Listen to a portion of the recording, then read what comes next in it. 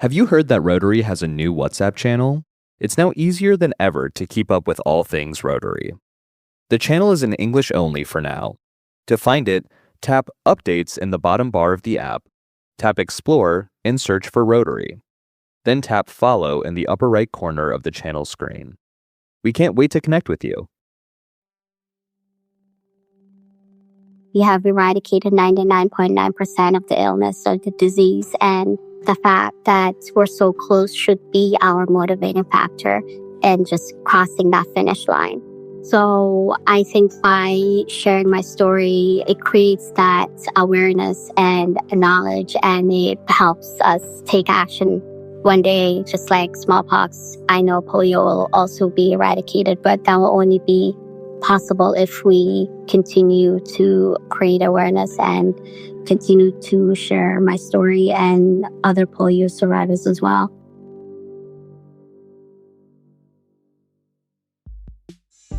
Welcome to this special edition of the Rotary Voices podcast from Rotary Magazine. I'm JP Swenson.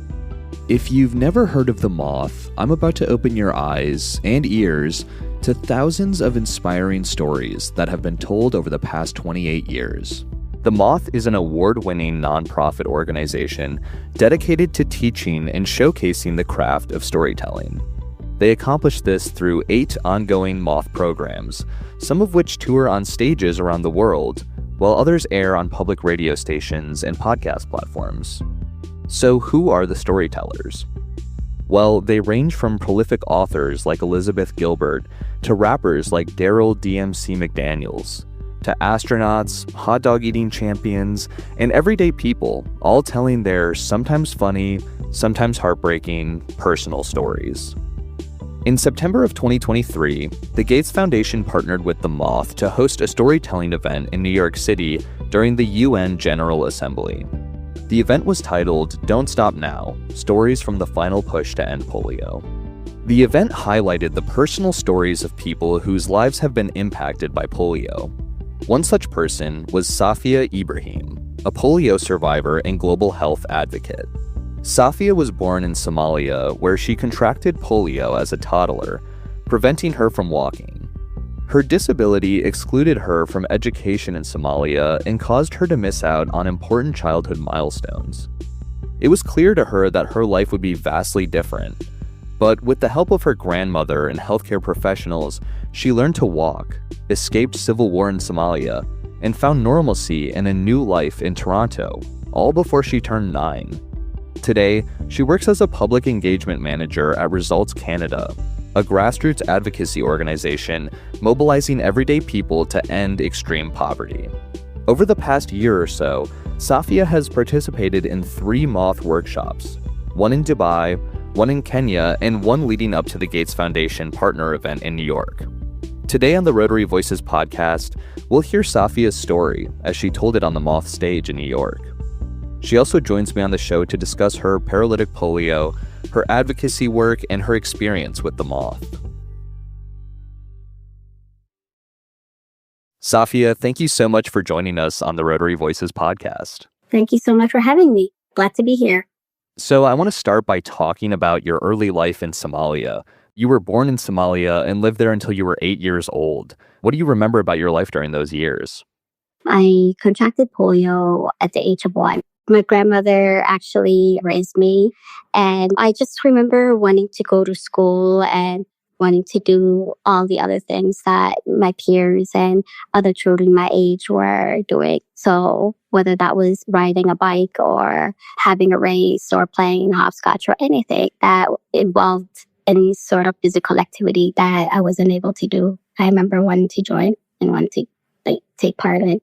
On that note, I'm kind of curious if you remember anything from those years about the emotional impact. You've spoken a little bit, as you just did, about not being able to participate in these activities, participate in school, and I'm kind of curious about how that affected you, especially being so young. So I didn't really understand the fact that my limitations due to polio was what was hindering me from having a regular childhood. But what I do remember is feeling extreme anger and frustration that there's so much I wanted to do, but I was being limited by my own body. And it wasn't something that I was born with, but it was because of something that was preventable, the simple vaccine. And I remember just feeling extreme frustration and being upset that I couldn't just be a regular kid. You also mentioned that your grandmother raised you, and you once wrote that the best gift she ever gave you was her strong will. I'm wondering if you can tell me a little bit more about her and your relationship with her. My grandmother was my strength.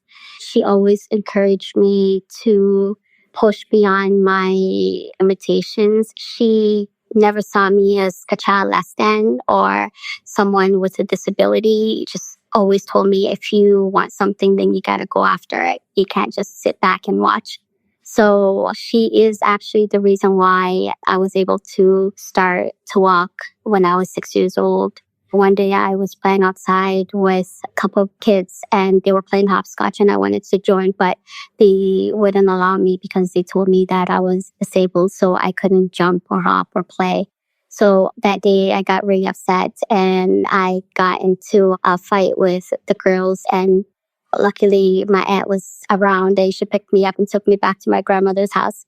And when my grandmother saw me, she told me that if I want to play hopscotch, then I'm going to have to learn to stand up on my own 2 feet and walk.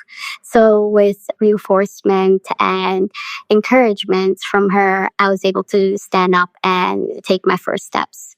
She passed away now, but she was my rock and my strength.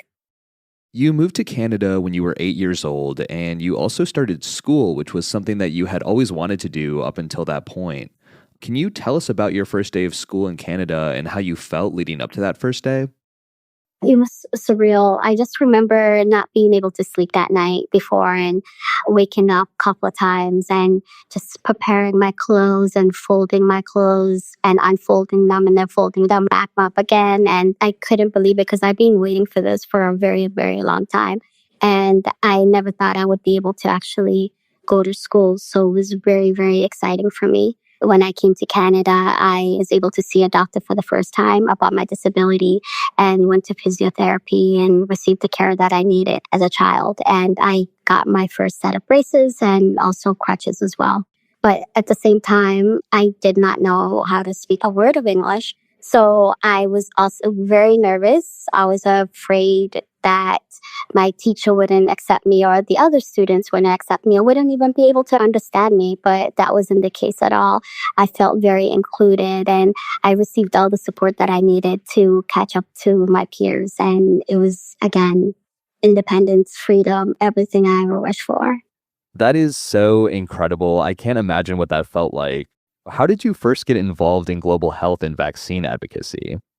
I always had that advocate in me. I always felt like I could express myself and say whatever that came to my mind. And I know most of that came from my grandmother as well. So I had to have a hip replacement surgery a couple of years ago. And the recovery took longer than anticipated. It brought my whole life into a standstill. And at that time, I had 3 young children and I had a full-time job and I had a full life. And I honestly did not have the time to just sit back and let my body recover and wait. As I was sitting one day on the couch watching TV, I saw that in the city that I then lived in, Toronto, there was vaccine hesitancy within the parents. And I did not understand why that was, because the reason why I was sitting on that couch waiting to get back to my regular routine was because of polio, was because of me contracting that virus at the tender age of 1. So I immediately picked up the phone and called Toronto Public Health and reached out and just asked them if there was anything that I could do as a polio survivor. And immediately I was invited to speak in front of the Toronto Public Board of Medical Health. And they asked if I could share my story, because that day they were trying to decide if they were going to take action against vaccine hesitancy within the city. And when I got to City Hall that day, the building was filled with the anti-vaccine movement within our city. And they were all wearing matching shirts. They were organized and they were ready to voice their opinion. So when I got up and spoke that day, the city actually did decide to combat vaccine hesitancy within the city and took my story over everyone that was there to speak against immunization. At first, I felt frightened because there was just so many of them. But after, I felt empowered because I knew my voice was much stronger. So that was the moment that I was like, okay, I need to do more because really this is a huge problem. So then for our listeners who don't know, what is Results Canada and what can you tell me about your work there? Results Canada is an advocacy organization that mobilizes everyday people and Canadians to use their voice either by social media or engage with members of parliament or write a letter to the editor to combat extreme poverty and issues such as global health and education, economic opportunity. So we have over 300 volunteers. And my role as a public engagement manager is to work with our volunteers and make sure they are prepared to take action for our campaigns throughout the month and year. So we mobilize people and we empower people in using their voice to take action. That's fantastic. That work seems really impactful, especially now. So in 2023, the Gates Foundation partnered with the Moth to host a storytelling event titled Don't Stop Now, Stories from the Final Push to End Polio. So how did you get involved with that event and what was that experience like? Couple months prior, I found out that the Moth was holding storytelling workshops for members of the community with polio lived experience stories. So, for instance, if you contracted polio, or if you're a polio survivor, or if you are a community health worker and working in the polio field. And I was selected to attend, and the workshop actually took place in Dubai. So then a couple of months later, I was invited to share my story at that stage and also to the Global Citizen Festival as well. So it was amazing. Can you talk a little bit more about the workshops themselves? Because I can imagine that a lot of the skills that you learned in shaping how you tell your story, as an advocate, I'm sure that you found that potentially very useful. It was a 3-day workshop and that there was a group of us, about 12. And what we did was we broke up into 3 different groups and we were supported in drafting our story and learning to develop a concise, straightforward story that has a beginning, middle, and end. So with the skills that we developed, I'm able to tailor my story according to the audience. So it was very helpful. And I was able to attend another workshop again in Kenya, actually, and which was a master's class in storytelling. So as I said, I use the skills I developed at workshop in my day-to-day advocacy work. Now we're going to take a listen to Safia's story from Don't Stop Now, Stories from the Final Push to End Polio, presented by the Moth and the Gates Foundation. Please welcome Safia Ibrahim.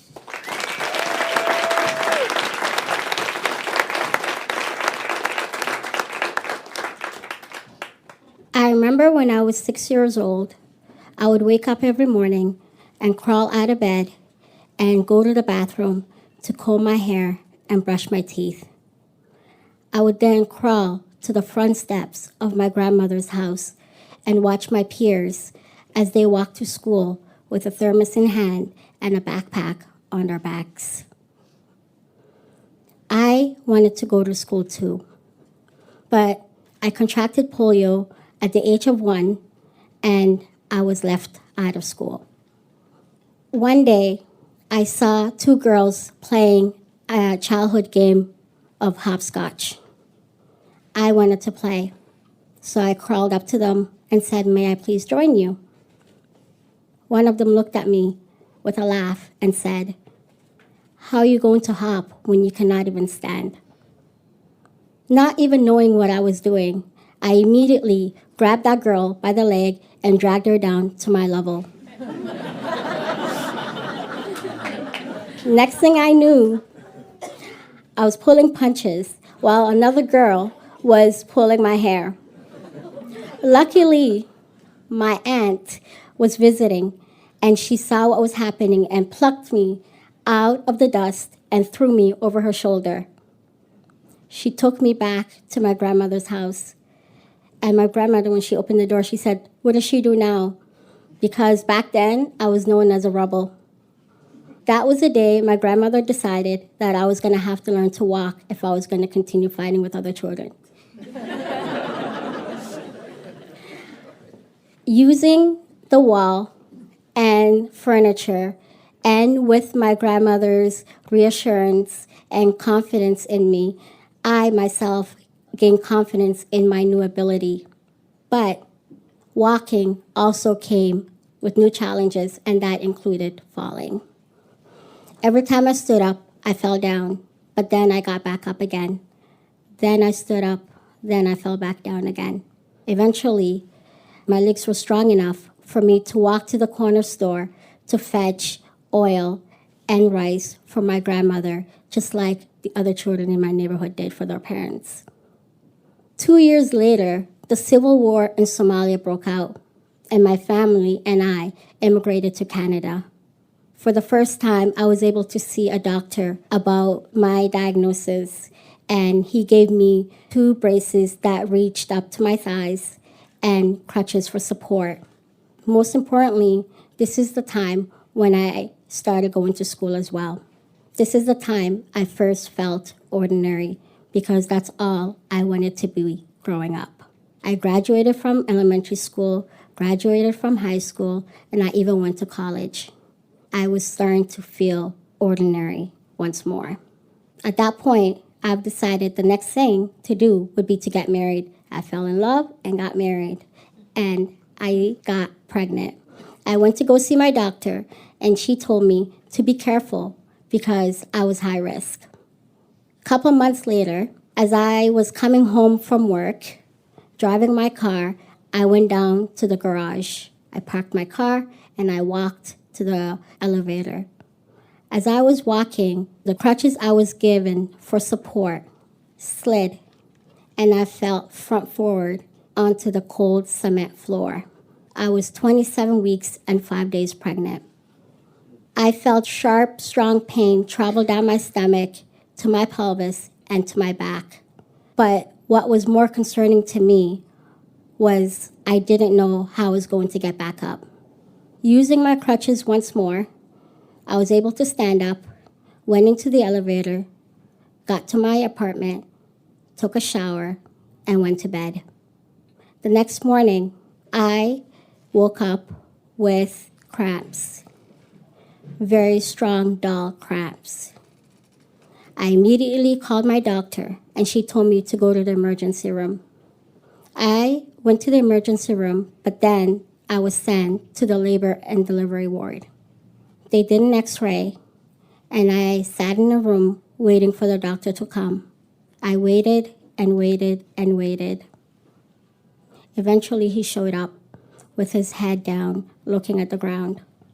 He said, "Safia, unfortunately, we were not able to detect a viable heartbeat. You will need to be induced today." I was in disbelief. Just last week, my friends threw me a baby shower, and they gave me bottles, baby blankets, and a nursing pillow. I was looking forward to raising my son, playing with my son, even vaccinating my son so he could have an ordinary life, just as I imagined it to be. The next day, I went home. I cried. I was angry. How could polio come back and take something that was precious to me just like that? Because my whole life, I have been fighting polio, and I have been beating polio, but this time it felt like polio got me. But then I realized I'm not the type of person that focuses on what ifs. I'm the type of person that focuses on what could be. I decided that I could get pregnant again, and I will have another child. Within months, I was pregnant, this time with a baby girl. I took every precaution possible. I went on early maternity leave. I stayed home in the winter months and waited for my daughter to come into the world. In the summer of 2008, my daughter introduced herself to the world with the loudest cry I have ever heard in my life. 2 years after that, I had another daughter, then a son. Now, I'm a mother of 3.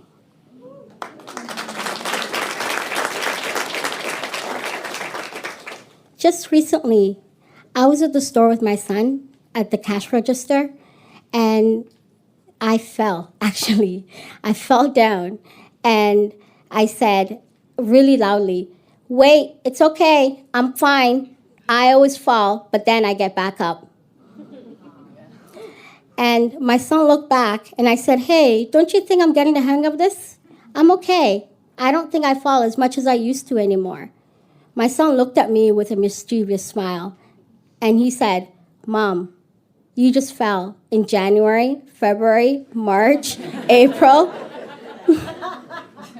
But then I realized polio doesn't really affect our family because we're just used to me falling. And I was like, okay, so this is our ordinary. And then I realized because at that point that I defeated polio and I wasn't just ordinary like I hoped to be, but I was extraordinary. Thank you.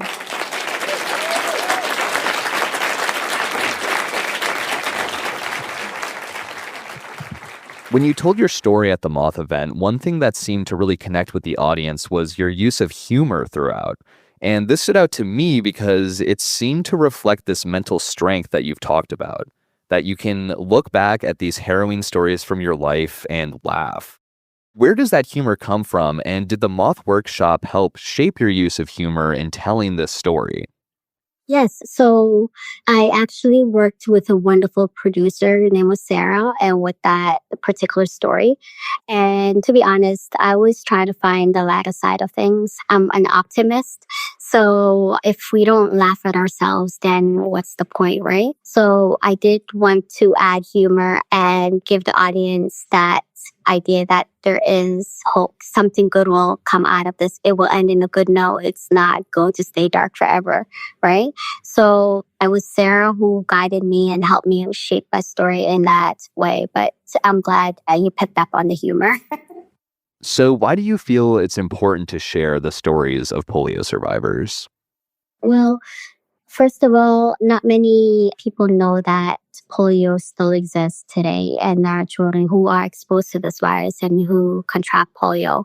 We have eradicated 99.9% of the illness or the disease, and the fact that we're so close should be our motivating factor and just crossing that finish line. So I think by sharing my story, it creates that awareness and knowledge, and it helps us take action. One day, just like smallpox, I know polio will also be eradicated, but that will only be possible if we continue to create awareness and continue to share my story and other polio survivors as well.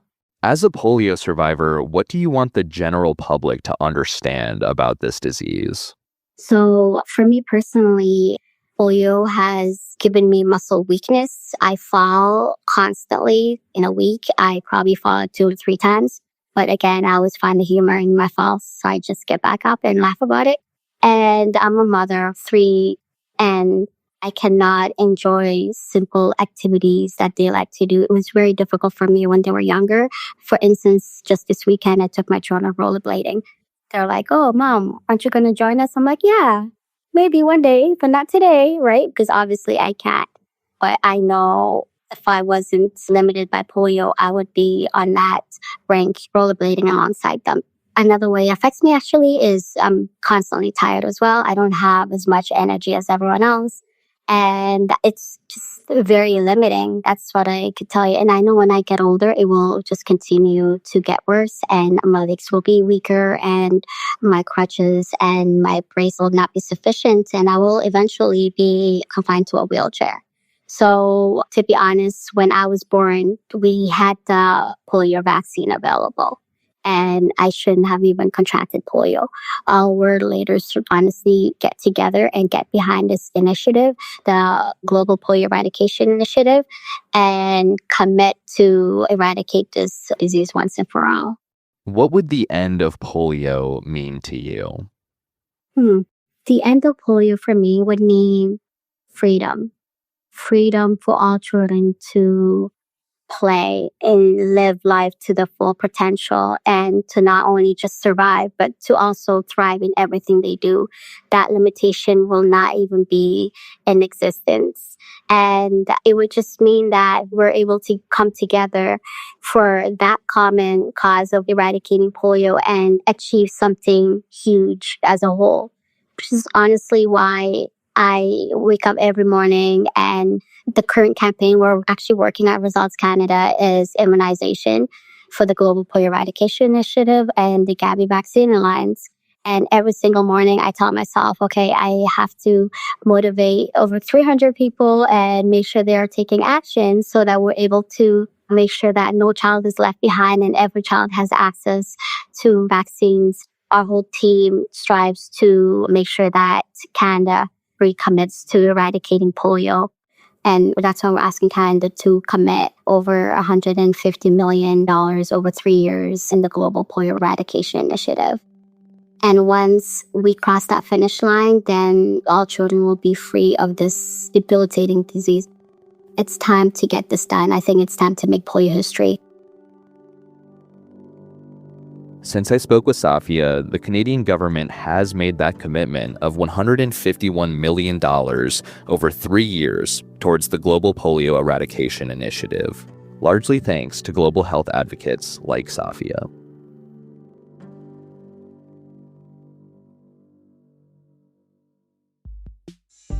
This episode of the Rotary Voices podcast was produced by me, JP Swenson, and edited by Wen Huang, with production by Mike Novak and Yusu Kim. Special thanks to the Moth and the Gates Foundation for providing the audio from Safia's story and additional help producing this episode. If you enjoyed the show, please rate us 5 stars on Apple Podcasts and Spotify, and share it with your friends. The Rotary Voices podcast is produced by Rotary Magazine, the official monthly publication of Rotary International. Thanks for listening.